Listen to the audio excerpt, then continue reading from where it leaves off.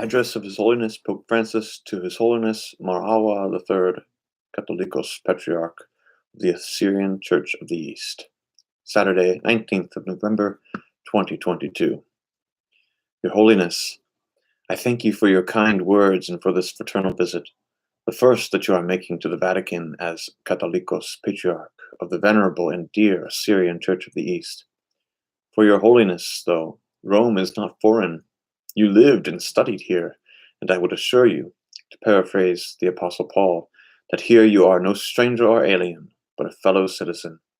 Indeed, you are a beloved brother, on the common foundation of the apostles and prophets, with Christ Jesus himself as the cornerstone. To Christ I give thanks for the bonds that have grown between our churches in recent decades.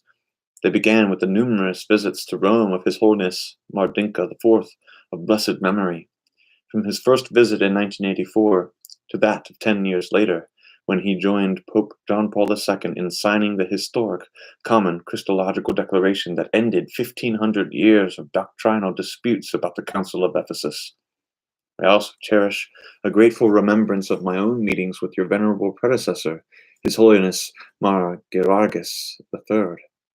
On his last visit to Rome in 2018, we both signed a statement on the situation of Christians in the Middle East.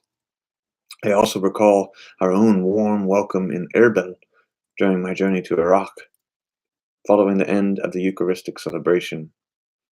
On that day, so many believers who endured immense suffering for the mere fact of their being Christians encircled us with their warmth and joy. The holy people of God seemed to be encouraging us on the path to greater unity. Speaking of that journey, I would like to greet the members of the Mixed Commission for Theological Dialogue between the Catholic Church and the Assyrian Church of the East, and to express my appreciation of the work that it has accomplished to this date. From its establishment in 1994, your commission has achieved remarkable results.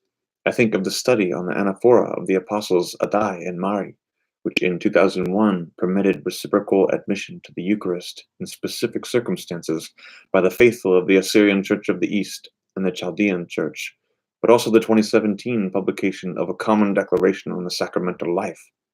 Your meetings and dialogue have, with the help of God, borne good fruit and fostered pastoral cooperation for the benefit of our faithful, a pastoral ecumenism that is the natural way towards full unity. Turning to the present, I find quite beautiful the topic of the new document that you are now completing, Images of the Church in the Syriac and Latin patristic tradition. You have drawn from the ecclesiology of the Fathers, which was formulated in a typological and symbolic language inspired by the Scriptures. More than in conceptual and systematic terms, the Fathers spoke of the Church using a variety of images, such as the moon, the seamless garment, a banquet, a bridal chamber, a ship, a garden, a vine. This language, simple and universally accessible, is closer to that of Jesus and consequently more lively and fitting. It speaks to our contemporaries more than many concepts. It is important that on our ecumenical journey, we draw ever closer together, not only by returning to our common roots, but also by proclaiming together to the contemporary world, through our witness of life and with our words of life, the mystery of the love between Christ and his bride, the Church. Your Holiness, your Church has, in common with the Chaldean Catholic Church, a luminous history of faith and mission, the exemplary life of great saints, a rich theological and liturgical patrimony, and, especially in recent years, immense sufferings and the witness of many martyrs. Sadly, the Middle East is still beset by great violence, instability, and insecurity, and many of our brothers and sisters in the faith have been forced to leave their homelands. Many others are struggling to remain there, and I renew with your Holiness the appeal that their rights be respected, in particular that of religious liberty and full citizenship.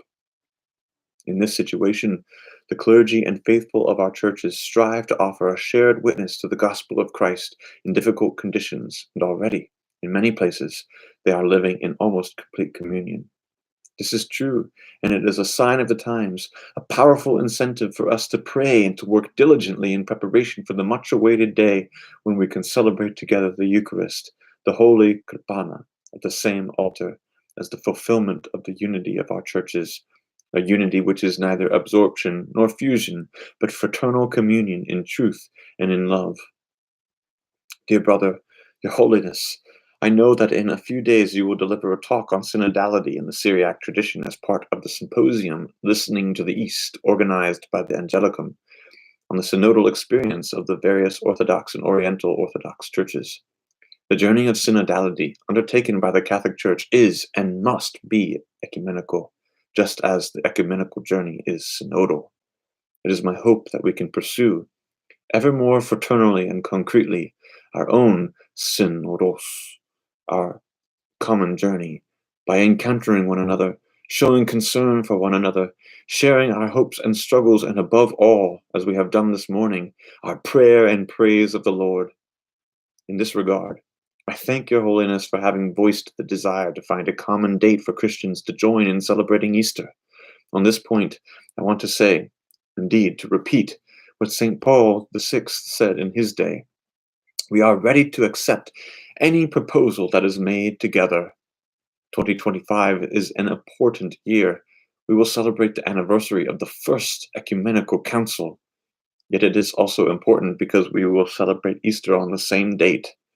So let us have the courage to put an end to this division that at times makes us laugh. When does your Christ rise again? The sign we should give is one Christ for all of us. Let us be courageous and search together. I'm willing, yet not me. The Catholic Church is willing to follow what St. Paul VI said. Agree, and we will go where you say. I dare even to express a dream that the separation with the beloved Assyrian Church of the East, the longest in the history of the Church, can also be, please God, the first to be resolved. Let us entrust this, our journey, to the intercession of the martyrs and saints who, already united in heaven, encourage our progress here on earth. In this regard, I have thought to offer you, dear brother, a relic of the Apostle St. Thomas, a gift for which I thank Archbishop Emilio Cipollone in the Archdiocese of Lanciano Ortona. I know that it will be placed in the new patriarchal cathedral of the Assyrian Church of the East in Irbil.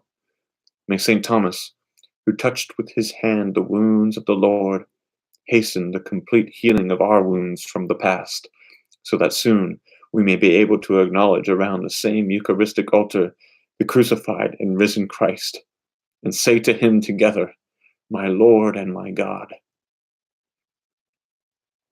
I would like to say one more word. I wanted to share lunch with you in order to conclude well, as we should, but I have to leave at 10:30. Please excuse me. I would not want it to be said that this Pope is a bit stingy and does not invite us to lunch. I would love to share the table. There will be other opportunities. Thank you, Your Holiness, and thank you all.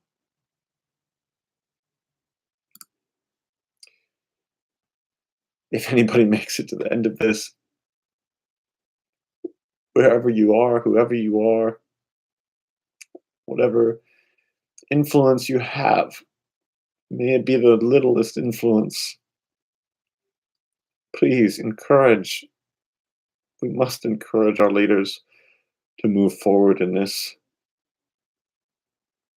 It's already been 30 years and still we have not seen full communion between the two of our churches.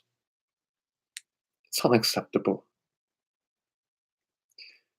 The fact that we've ever been divided on Easter, somebody pick a freaking date. Use the Jewish date. Whatever the date is for 2025 when we're celebrating it together, use that date. Something. Anything. How? How do we fight about just everything? Everything.